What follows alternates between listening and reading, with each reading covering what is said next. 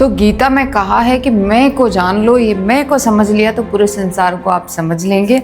और इसी कहानी को आज हम समझेंगे और साथ ही साथ ये भी समझेंगे कि ऐसा क्यों है कि ज्ञानी से ज्ञानी व्यक्ति भी मृत्यु के भय से दूर नहीं हो पाता है। और ये वीडियो उन लोगों के लिए भी हेल्पफुल रहेगी जो इन जनरल अपनी लाइफ में फिटनेस को परस्यू कर रहे हैं या फिर अपनी लाइफ को इम्प्रूव करने की किसी भी टेक्निक को अपना रहे हैं। उनको अपने जीवन को बेहतर रूप से समझने में ये चीज़ हेल्प करेगी।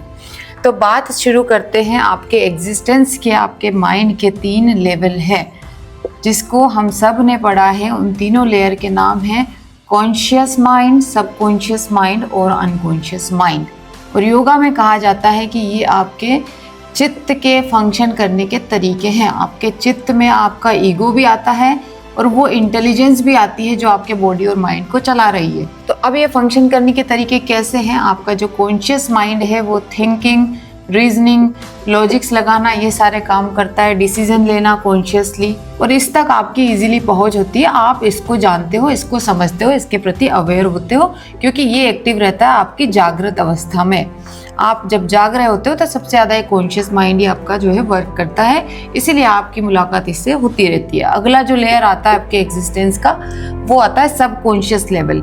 ये आपके बॉडी और माइंड में जितने भी पैटर्न्स है, चाहे वो इमोशनल पैटर्न हो, हैबिचुअल पैटर्न हो या आपके मेमोरी के पैटर्न हो, सभी चीज़ें इस सब कॉन्शियस माइंड से वर्क करती है। तो all the functions driven by memory and emotions, ये सभी सबकॉन्शियस से आते हैं। इसको आप ज़्यादा अच्छे से नहीं समझते हो क्योंकि डोमिनेंट तब होता है जब आपका कॉन्शियस थोड़ा सा रेस्ट करता है, और कॉन्शियस आपका रेस्ट करता है, उसके बाद आपकी अवेयरनेस थोड़ी क्या बहुत ज़्यादा, उसके बाद आपकी अवेयरनेस नहीं बचती है ज़्यादा कुछ। तो इसीलिए सबकॉन्शियस को आप ज़्यादा नहीं जानते हैं। अगली लेयर जो आपकी आती है वो होती है अनकॉन्शियस। अनकॉन्शियस लेयर आपके एग्जिस्टेंस की एक ऐसी लेयर है जो आपके मेमोरी और थॉट्स, इमोशंस, इन सभी चीज़ों से परे है। ये आपका एक ऐसा दिमाग है जो जन्म जन्मांतर पुराना है, यानी कि इम्प्रेशंस, जितने भी सोल पे आपकी इम्प्रेशंस पड़े हुए हैं वो सभी इम्प्रेशंस इस अनकॉन्शियस माइंड में स्टोर्ड है। और यही वो माइंड है जो समाधि में डिजोल्व हो जाता है, और इसीलिए हमारे अस्तित्व की सबसे गहरी जड़ जो है वो खत्म हो जाती है मोक्ष में। खैर उस पर हम बाद में आएंगे। तो आप अपना जीवन जैसे भी जी रहे हो, इन तीनों का आपकी लाइफ में बराबर योगदान है। कोई भी ऐसा नहीं कह सकते कि कम है या ज़्यादा है। बस ये चीज़ें कभी कॉन्शियस एक्टिवेट होता है, कभी सबकॉन्शियस डोमिनेट होता है। जैसे कि जब आप डीप स्लीप में होते हैं या फिर आप जब ध्यान में होते हैं, मेडिटेशन में होते हैं, तो आपका अनकॉन्शियस लेयर एक्सपोज होता है। जब आप बहुत ज़्यादा विचार नहीं कर रहे होते हो, शांत होते हो, तब आपका सबकॉन्शियस जो लेयर है वो ज़्यादा डोमिनेंट होता है। तो इस तरीके से आपकी बॉडी और माइंड वर्क करते हैं। और जो मैं की बात कर रही थी, सेंस ऑफ आई यानी कि ईगो, वो आपके अनकॉन्शियस माइंड में रिसाइड करता है, ना कि सबकॉन्शियस और कॉन्शियस में। ये अनकॉन्शियस माइंड पे जो इम्प्रेशन पड़े हुए हैं उन्हीं से आपके सबकॉन्शियस और कॉन्शियस की असली स्वरूप है डिसाइड होता है। तो अल्टीमेट जो आपका इम्प्रेशन है वो तो आपका अनकॉन्शियस माइंड ही है, और ये सेंस ऑफ ईगो भी आपका अनकॉन्शियस माइंड में ही बना हुआ है। और इसी के कारण आपको फियर ऑफ डेथ यानी कि मृत्यु का भय भी आपके अनकॉन्शियस माइंड से आता है, कभी भी आपके कॉन्शियस और सबकॉन्शियस माइंड से नहीं आता है, क्योंकि आपके सर्वाइवल इंस्टिंक्ट जो है वो आपके अनकॉन्शियस माइंड से जुड़े होते हैं। अब मैं क्यों कहती हूँ कि इतना आप प्राणायाम करो? ये जो आपका सबकॉन्शियस माइंड है सबसे ज़्यादा एक्टिवेट होता है या तो अर्ली मॉर्निंग में या फिर जस्ट बिफोर द स्लीप, जब आपका कॉन्शियस माइंड जो है वो रिसाइड कर रहा होता है। तो इस टाइम पर मैं कहती हूँ कि थोड़ा प्राणायाम को अपनाओ, क्योंकि प्राणायाम ऐसी चीज़ है जो क्लियर करती है आपके कॉन्शियस को, सबकॉन्शियस को, इन दोनों को क्लियर बनाती है, ताकि हम चीज़ों के प्रति ज़्यादा अवेयर हो पाए और कॉन्शियस और सबकॉन्शियस का फ्लो है हम इजीली समझ पाए। जब ये 2 चीज़ें करोगे तभी आप अनकॉन्शियस तक की यात्रा शुरू कर पाओगे। तो प्राण को बैलेंस करना इसीलिए सबसे ज़्यादा ज़रूरी है।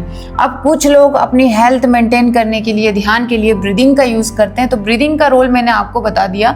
It will just clear the path, आपकी नाड़ियों को शुद्ध करता है, प्राण के प्रवाह को बढ़ाता है, कॉन्शियस सबकॉन्शियस माइंड को क्लियर करता है। क्योंकि जब ये तीनों माइंड एक साथ वर्क करते हैं तो इनमें भी बैलेंस होना चाहिए, क्लैरिटी होनी चाहिए। अगर ये सब गड़बड़ होंगे, कभी आपका कॉन्शियस माइंड ज़्यादा वर्क कर रहा है, सबकॉन्शियस माइंड ज़्यादा वर्क कर रहा है, कंफ्यूज है, तो सब मैसअप हो जाएगा और आपकी अवेयरनेस भी पूरी तरीके से कहीं भी नहीं बन पाएगी। तो प्राणायाम आपको करना है, इन पाथवेज को क्लियर रखना है। और अगर आप ऐसे व्यक्ति हैं जो अपनी लाइफ में अफर्मेशन और विजुअलाइजेशन को सबसे ज्यादा यूज करते हैं, विल पावर को ज्यादा यूज करते हैं, तो ये सब आपके कॉन्शियस माइंड से आती है। विल पावर, अफर्मेशन, विजुअलाइजेशन, ये 3 चीजें आप कॉन्शियस माइंड के थ्रू करते हैं। दूसरा, जो लोग मैनिफेस्टेशन करते हैं, अपनी स्लीप पर प्रॉपर ध्यान देते हैं, भक्ति में इन्वॉल्व रहते हैं, मेडिटेशन पर ध्यान देते हैं, तो उनको बहुत ज़्यादा आसानी होगी अपने सबकॉन्शियस को समझने में, क्योंकि यही वो चीज़ें हैं जो आपके patterns, habit pattern, emotional patterns को मेल्ट करती है, यानी कि आपके सबकॉन्शियस को क्लियर करती है।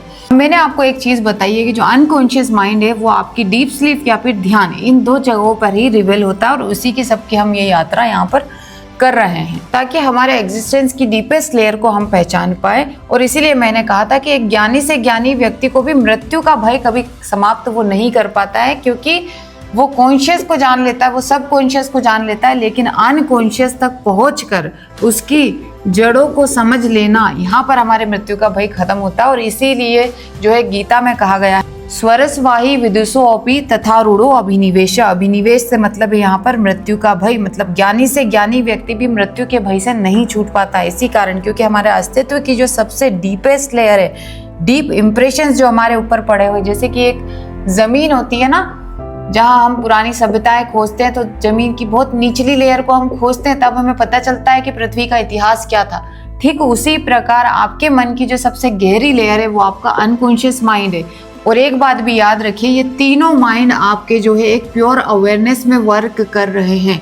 ये फंक्शन करने के तरीके हैं, लेकिन इनके ऊपर भी कोई है तो वो है अवेयरनेस, जो तीनों को देख रही है और तीनों से काम करवा रही है। क्योंकि जब आप डीप स्लीप में होते हैं, अभी आप अनकॉन्शियस को समझे, इसमें तो कोई आपके थॉट्स, मेमोरी पैटर्न्स ये तो है नहीं, फिर ये कैसे वर्क कर रहा है? सेंस ऑफ ईगो से वर्क कर रहा है, और दूसरा एक जो प्योर इंटेलिजेंस है उसके कारण वर्क कर रहा है। अभी इंटेलिजेंस के बाद जो ईगो आता है वही आपके सबकॉन्शियस और कॉन्शियस से तरह तरह की चीजें करवाता है। इसीलिए सबकॉन्शियस और कॉन्शियस को खोल लो, अनकॉन्शियस तक पहुंच जाओगे, ईगो तक पहुंच जाओगे, अपने मृत्यु के भय को भी जान लोगे कि कहाँ पर है यह स्थित। और अल्टीमेटली जब आप इन सारी चीजों को जान जाओगे तो अपने हेल्थ के बारे में, स्ट्रेस के बारे में, ये सब चीजें आपके लिए बहुत ईजी हो जाएगी जानना कि कहाँ से आपके हैबिट पैटर्न, कहाँ से आपके जो है इमोशन पैटर्न बनते हैं, और कैसे आपका कॉन्शियस माइंड इन चीज़ों के प्रति रिएक्ट करता है।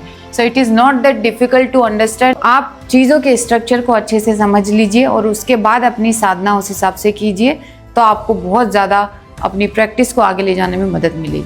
धन्यवाद।